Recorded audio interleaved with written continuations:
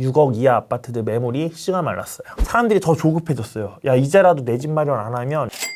엄청 강력했죠. 이번에 진짜 강력했던 규제라고 생각을 하고요. 네. 솔직히 얘기하면 아직 6.17 나온 지가 그렇게 얼마 안 돼서 저도 사실 눈치를 좀 시장 분위기를 살펴보는 중입니다.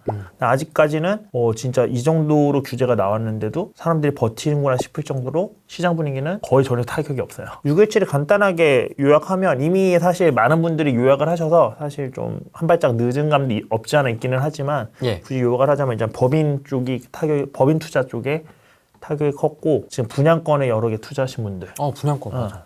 대출. 그리고 다주택자들 이제 매매 계약하고 아직 잔금을 안 치르신 분들 네.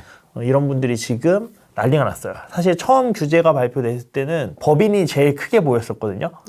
법인 투자가 막혔다. 종합부동산세를 4%를 일괄로 때리겠다. 3주택 이상 법인은. 네. 그래서 그것 때문에 와 법인의 타격이 심하겠다 했는데 지금 현장에서 실질적으로 가장 큰 이슈가 되는 거는 결국 분양권, 다주택자들이 분양권 투자했는데 분양권에서 중도금대출이 안 나온다. 이게 지금 가장 큰 이슈라서 그쪽으로도 타격이 상당히 큰 상황이라고 보입니다. 이게 제일 메인 규제라고 보이고 또 특정 지을 만한 것들은 그동안은 이제 핀셋 규제라고 해서 일부 지역들만 좀 규제를 하는 모양새를 보였는데 네. 이번에 계속해서 핀셋 규제하니까 풍선 효과 일어난다라고 매스컴에서 엄청 얘기를 하니까 실질적으로 엄청 광범위하게 묶어버렸어요. 심지어 청주나 뭐 양주나 이런 데들은 사실 예상도 안 했을 거예요. 이게 양주 왜? 청주 왜?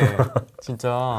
그러니까 예상도 못 하셨을 텐데 거기까지 묶는 걸 보면 진짜 정부에서도 엄청 지금 투자들의 흐름이나 어디가 지금 뜨거워지려고 있는지 이거에 대해서 기민하게 반응하고 있다는 그런 생각도 드는 대책이었고요. 또 정부가 많이 영리해졌구나 라는 생각도 드는 대책이었다고 총평은 말할 수 있을 것 같습니다. 바라색상님 단톡방, 그다음에 제 단톡방 여기서 저기서 이제 의견을 받아봤습니다. 질문을 가장 많이 나왔던 게 규제 지역하고 비규제 지역 시장의 흐름이 어떻게 될 거냐 이걸 좀 많이 여쭤보시더라고요. 지금 현상만 보더라도요. 바로 나오자마자 다음날 뉴스에 떴죠. 김포, 파주 뭐 매물이 없어서 난리가 났다고. 실질적으로 저 아시는 분도 김포에 몇 개 잡아놨는데 하나 100배상 당하고 얼마 받으셨다고 그랬지? 4천 받았다고 그랬나? 100배상 4천 받고 그 다음에 거기에 또 2개인가 3개 있는데 목표를 5억 보고 들어갔는데 단 요 며칠 만에 그 분위기 타서 몇 천씩 올랐다고. 그래서 매도를 해야 되나 말아야 되나 고민을 한다고.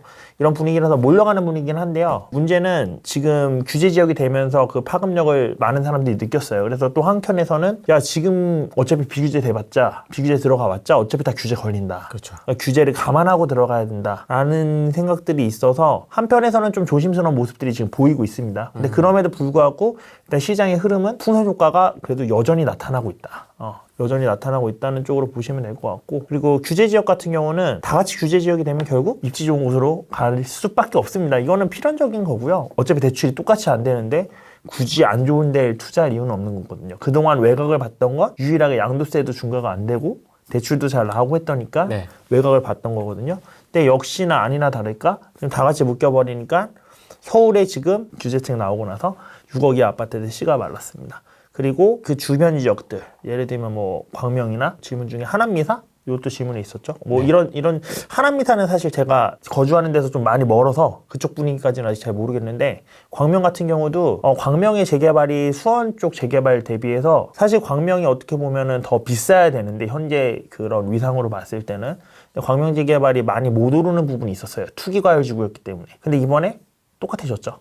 그래서 지금 광명 재개발도 요 며칠 사이에 피가 몇천 정도 오른 걸로 알고 있어요. 며칠 사이에. 네, 딱 예상했던 것처럼 다 같이 조정 지역이면 다 같이 규제 지역이면 나는 그럼 좋은 데 갈래 라고 사람들이 움직이고 있는 분위기고요. 실질적으로 야 그러면은 다 규제 걸렸으면 어차피 대출 안 되는데 얘네가 무슨 돈으로 움직여?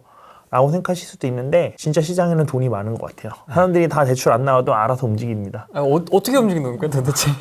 그냥 현금 가지고 움직이는 거죠. 현금 가지고 움직이시는 거고 그리고 아까 말씀드렸던 뭐 서울의 6억 이하 아파트들이나 이런 것들은 실거주 움직임들도 많이 나오는 것 같아요. 저번 달 기사 중에 이런 기사가 있었어요. 신문 기사 중에 수도권의 법인과 외지인 투자 비율이 줄어들었다라는 식으로 해서 법인이나 외지인 투자자들이 이제는 많이 안 들어온다 수도권을 이렇게 해서 이제 마치 수도권의 시장이 이제 끝난 것처럼 기사가 나왔었거든요. 제가 이제 거기서 봤던 거는 야 법인이랑 외지인이 안 들어와. 근데 매매지수로 보니까 매매지수는 올랐어. 수도권의 매매지수는. 매가가 올랐다는 소리죠. 그 소리는 결국 이제 수도권이 진짜 실수요자들이 움직이는구나 라고 저는 그 기사를 판단을 했었거든요. 근데 해석을? 근데 진짜 지금 분위기 보면 6억의 아파트들은 투자자라기보다는 이제 실수요자분들이 들어가시는 쪽으로 방향을 잡으시는 부분이 많은 것 같고요. 주변에 보더라도 연락 온다면서요? 네, 그동안에 이렇게 크게 관심 없으셨던 분들이 이제 슬슬 또 다시 연락 오는 분위기도 있고, 지금 왜냐면 전국이 한번 다 뜨거워졌기 때문에 이제 사람들이 더 조급해졌어요. 야, 이제라도 내 집 마련 안 하면 이건 진짜 큰일 날 수도 있겠구나 라는 분위기가 생겨서 지금 규제 지역 같은 경우는 좀 더 좋은 쪽, 그리고 서울에서는 대출 규제를 상대적으로 덜 받는 6억 이하의 아파트들이 지금 상당히 가격 상승이 이루어졌다. 그 다음에 6억이 넘어가면 이제 취득세가 조금 올라갑니다. 그래서 실수요자 분들도 약간 부담이 있는 부분이, 그래서 일반적으로 아파트가 올라갈 때 6억에서 그 다음으로 넘어가는데 조금 시간이 필요해요. 그 취득세를 더 많이 내더라도 인정하는 그런 기간이 필요하기 때문에. 근데 9억까지는 제가 봤을 때는 크게 부담 없이 올라갈 것 같고, 15억 기준으로 보면 이거 저번에 후랭이 TV에서도 말씀드렸지만 9억 초과는 6억에 대해서만 20% 대출이 나오는 거예요. 그러면 그거 깎여봤자 1억 2천 정도 덜 나오는 거거든요. 그러면은 15억에 근접하는 아파트는 사실 좀 몰라도 그 밑에 아파트들은 사실 대출 금액이 크게 차이 안 나기 때문에 한 10억, 12억 정도까지는 크게 부담 없이, 왜냐면 3억에 대해서 20% 줄어봤자 6천만 원밖에 안 되거든요. 그럼 그 정도까지는 크게 무리 없이 올라갈 것 같고, 그리고 아까도 말씀드렸다시피 현금 보유자들이 생각보다 많아요. 우리 생각보다. 그래서 15억 이하짜리들도 대출이 안 나오지만 어쨌든 대출 받아서 이사 갈 수 있으신 분들이 있거든요. 근데 15억 넘으면 이제 제로죠. 15% 이하까지 대출이 나오지만, 그러면 그런 수요가 아직도 움직일 거라고 보고, 계속해서 얘기했지만 사실 지금부터 한 2, 3년 동안의 시장은 투자자들보다는 실수요에 의해서 수도권이 움직일 가능성이 높다고 보고요. 그런 이유는 결국에는 공급이 많이 없거든요.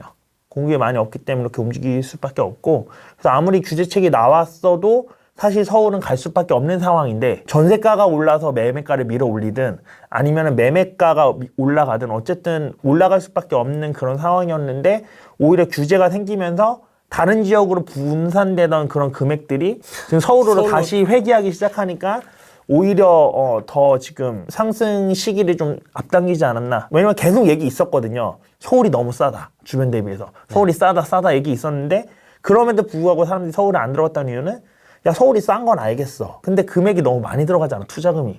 그리고 서울 이만큼 올랐는데 이 투자 금액 대비해서 얼마나 앞으로 더 오르겠어. 이런 것 때문에 많이 안 들어갔던 건데, 이제 다른 지역도 똑같게 됐죠.